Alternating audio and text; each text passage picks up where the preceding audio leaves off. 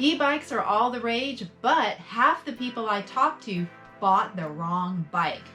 So don't let this happen to you. Welcome to the channel. I'm Liz and this is Paul. These are exciting times to push past fear, build confidence, and live amazing. And you will certainly live amazing if you get an e-bike. Yeah, e-bikes are the perfect fit if you are living the RV life. However, half the people I've talked to in campgrounds bought the wrong one.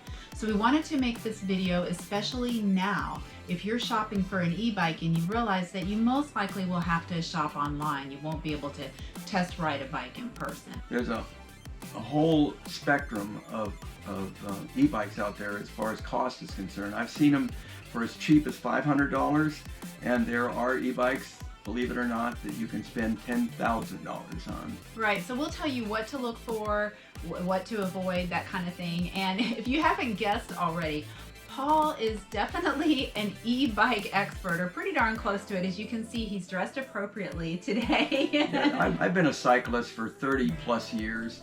I just recently, in the last 2 years, I guess, got into e-bikes. My first e-bike, it had a twist throttle, no pedal assist. I hated it after about a month. Even with all my cycling knowledge, I made a huge mistake when I bought my first bike. So don't let that happen to you, right? We have two. We ride them all the time. And in fact, we even have a new channel that we'll tell you about later. So why an e-bike? If you're going to different campgrounds like Paul and I are, you'll quickly realize that a regular road bike is not going to be enough to get around. We've been on some huge campgrounds where it could be a half mile, 3/4 mile, or even a mile to go from one end to another, uphill. Uphill in both directions. Right. So, and you know, why would you want to travel around the campground? Well, if you want to go to the pool, the lodge, you get your mail, that kind of thing, if there's breakfast or any kind of events, you'll find that walking, these campgrounds can be so huge. Some campgrounds we've stayed at are 300, 400, 500 acres, just really big. Yeah, the one in Cottonwood comes to mind. We were up at near the top of the campground, and we had friends down in the valley, down in the lower sections, and it was a mile from our campsite to their campsite, and we never left the park. And you may think, well, I could take my vehicle. Well, if you are towing a fifth wheel or a trailer, you probably have a gas or a diesel guzzler, so you may want to think about getting a bike just to save on that gas. And it's just fun. I mean, if you haven't been on a bike since you were a teenager, perhaps, maybe you've forgotten how much fun it is to ride. I just have a blast every time. What an e-bike does is it takes all the bad things of a regular bicycle and makes them go away. You know, where you're trying to get uphill and it's a lot of work, or you've gotten halfway out and you realize you've got to come back and now you're tired. Well, all that goes away. Yeah, we regularly do 20-mile rides on our bikes. I wouldn't expect a person who's just getting into e-biking to jump on a bike and go 20 miles, but you can do it. Before you plop down however much you're going to spend on the bike, decide what you want to do with that bike and think hard about that, because that's the difference between getting the right bike and getting the wrong bike. I'm fine with my touring bike. That I don't think Liz would be as happy if I would have gotten her a bike like mine. Mine is made for off-roading. Mine is a mountain bike. It eats up the hills. I do not have to work that hard to go up hills, which is super important for me. I also love to ride on the beach and just do more off-roading. For me, nothing is off limits. I can go anywhere in that bike. But I like to go fast. Yeah, see, he's more about speed, so he's more about road and just, you know, and performance. Yeah. My bike's capable of 30 miles an hour. And mine's like 23. So the very first thing to look at when you're looking at an e-bike is, and then Paul kept telling me this when I was shopping and we're texting back and forth, is to get pedal assist. You want to be able to do, or at least I did, I wanted to be able to do some pedaling. I just wanted my pedaling to be easier. There are some that are just throttle-only e-bikes where you're just basically on a moped. If you don't want any exercise and you just want a bike with power, then it would be the throttle-only e-bike. Some e-bikes come with both. You have the pedal assist, and you can adjust it. You can have different levels of assist, and then you also can say, I am done, I am tired, I don't even want to pedal, and you have the throttle. And that is actually, both of our bikes have pedal assist and throttle. But be aware that there will be some places you cannot take your bike. National parks, and in fact, all of California county parks have banned throttle e-bikes. So you just need to be aware of that. There may be some roads closed to you if you have a throttle e-bike. So one mistake that I have talked to several people about that bought the wrong bikes was getting the throttle that's in the handlebar. Okay, so Twist throttle. the twist throttle is what it's called. So if you're walking your bike or getting on or off, it's so easy to touch it and that bike will fly away from you. I definitely would not have a bike with a twist throttle. When you're shopping for e-bikes, you probably have the number one question, and this is the number one question that we get asked all the time. All the time. When somebody sees that we have e-bikes, the first question that we get is, how far can you go on it? Because believe me, what you think is far on a road bike, 20, I never bike more than 20 miles, 25 miles on a road bike.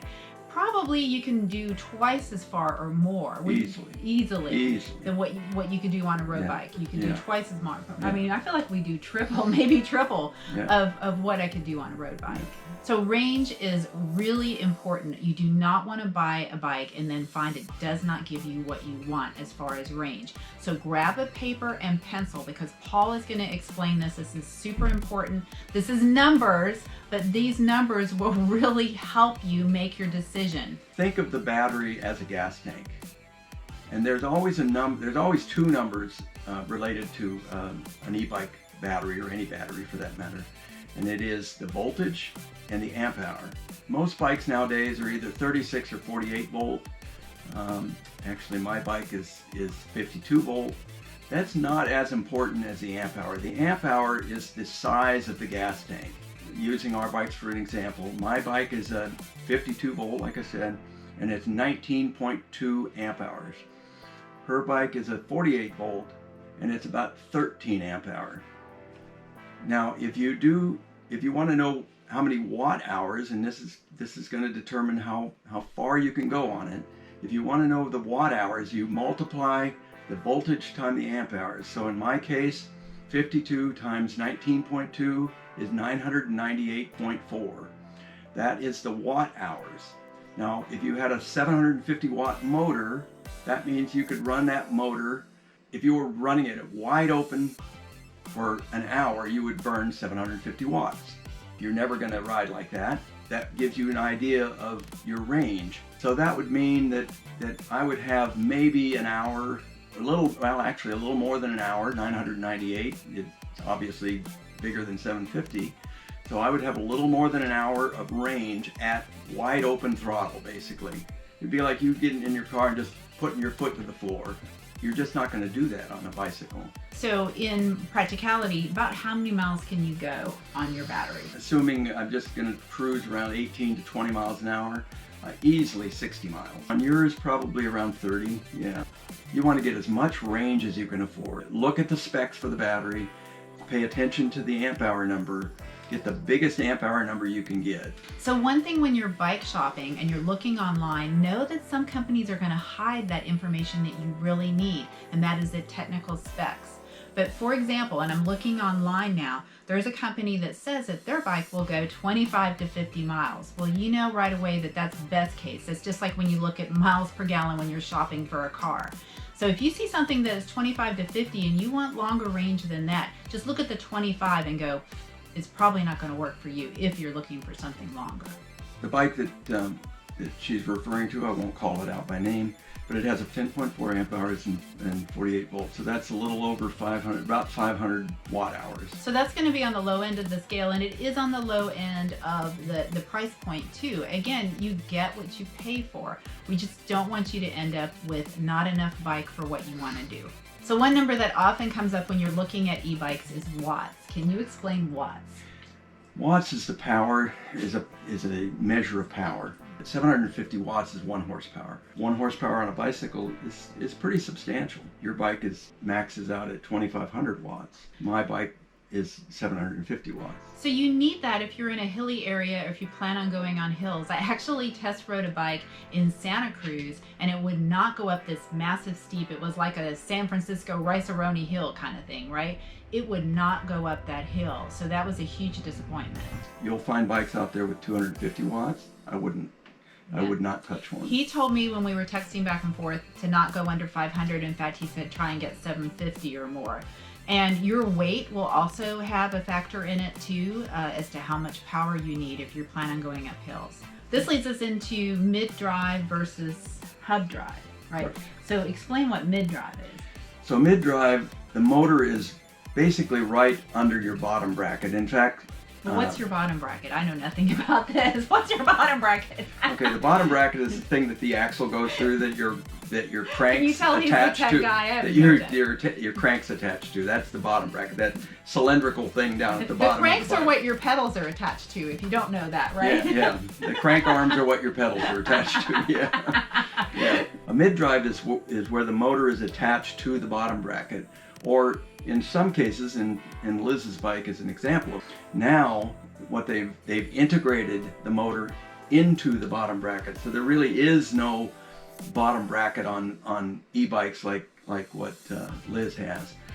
And then the hub drive, the motor is actually in your rear wheel in the center It's hub. the hub. It's the hub of the rear wheel. So why we're talking about this is I remember when we were texting back and forth, you said there were pros and cons between a mid-drive and a hub drive. So you're basically, when you have a mid-drive, the motor is actually turning the cranks for you, or helping you, assisting you in turning the cranks. Hub drive is driving the rear wheel. If you're going to do a lot of hills, or if you think you're going to do a lot of hills, mid-drive is better. So let's get into the difference between a low-cost e-bike and an expensive e-bike. Basically, it comes down to the components. I have a mid-priced e-bike from a company called Juiced, and the derailleur they use is a Shimano Altus, and it is kind of the entry level to their quality line. And you could replace that derailleur for $20. Liz's bike is considerably more expensive than mine. To replace the derailleur on her bike, it would be about $100. So you see the difference, a $20 derailleur versus a $100 derailleur, and that's just one component on the bike. There are many components. There's bearings in the hubs, there's the bottom bracket, there's a big bearing in there. And the quality of that bearing is going to determine how long that bike lasts before you have to tear into the bottom bracket and replace it. Well, you know, that brings up a good point. Before you decide how much you're going to spend on a bike, you need to decide how much you're going to use it. I mean, if you're only going to use it once every week or two, maybe to go across the campground and pick up your mail, then you probably could get away with a cheaper bike. But if you're like us, we're riding 3, 4, or more times. Right now we're getting into biking season. The weather is great. We're getting out there almost every other day. Yeah, and like I said, we like to do longer rides. The other day we rode 24-mile round trips. And we can do that in about an hour and a half. So one of the biggest difference between a regular road bike and an e-bike is weight.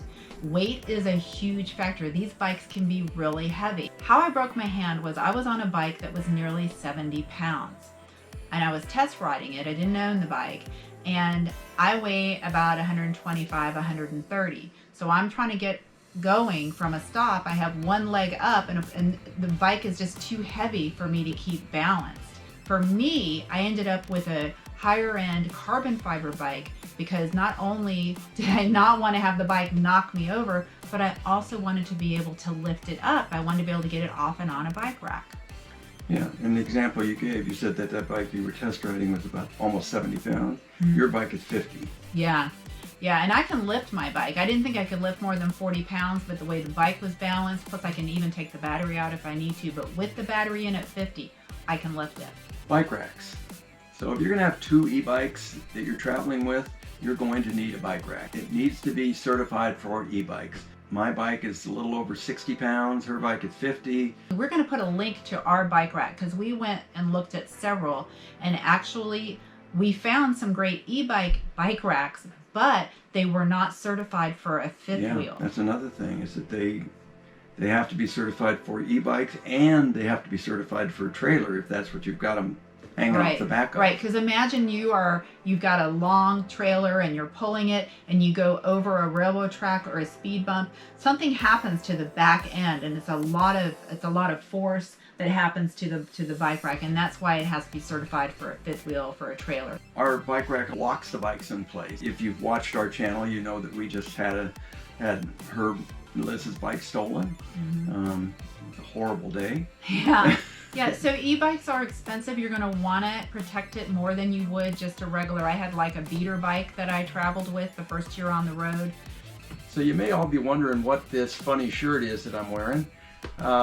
This is a cycling jersey. One of the things about cycling, especially when you're sharing roads with cars, is you want to be seen. So they're bright colors. Sometimes they have silly patterns on them. Sometimes they have writing on them. The nice thing about a cycling jersey is they all have 3 pockets on the rear. Some have half or 3/4 zippers like this one does. Some have full zippers like the one I'm wearing. We will put a link in the description if you want to check them out.